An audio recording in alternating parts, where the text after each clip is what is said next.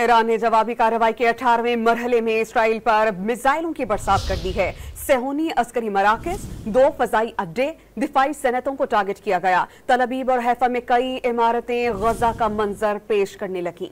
बेसान और होलोन में ड्रोन हमलों के बाद आग भड़क उठी। ईरानी हमलों से 25,040 इमारतों को नुकसान पहुंचा। 2,623 गाड़ियां भी तबाह हुई। सेहूनी हुकूमत ने 1,000 नई महफूज पनाहगाहें बनाने का ऐलान कर दिया।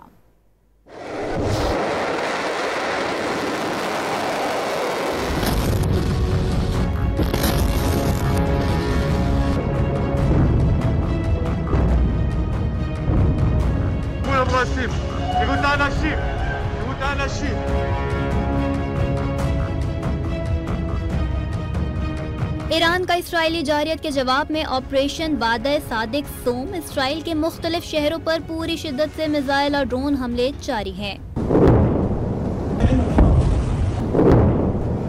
खातमुल अंबिया हेडक्वार्टर्स के मुताबिक सेहूनी फौज मराकज, 2 फिजाई अड्डे, दिफाई सनतें और कमांड एंड कंट्रोल मराकज भी ईरानी हमलों की जद में आया। तेल अबीब, हैफा और वस्ती इसराइल के इलाके धमाकों से गूंज रहे हैं और कई इमारतें खंडर बन गयीं। मिसाइल वस्ती इसराइल के इलाके डैन गश में भी गिरे। हर जानिब सायरन की आवाजें सुनाई दी गयीं और सेहूनियों को जान बचाकर भागते देखा गया।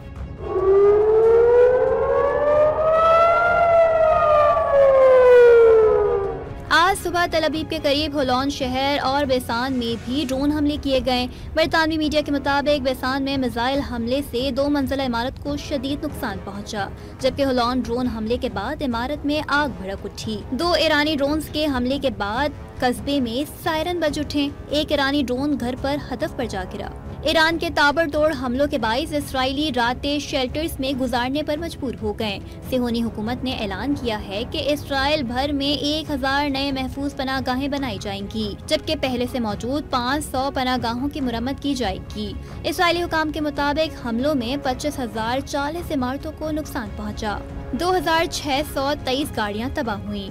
ईरानी मीडिया ने दावा किया है कि इसराइल पर ईरान के हमलों में अब तक 50 से ज्यादा हलाकतें हो चुकी हैं, जबकि गैर मुल्की मीडिया ने 25 इसराइलियों के मार जाने की तस्दीक की है, जबकि सैकड़ों जख्मी हैं।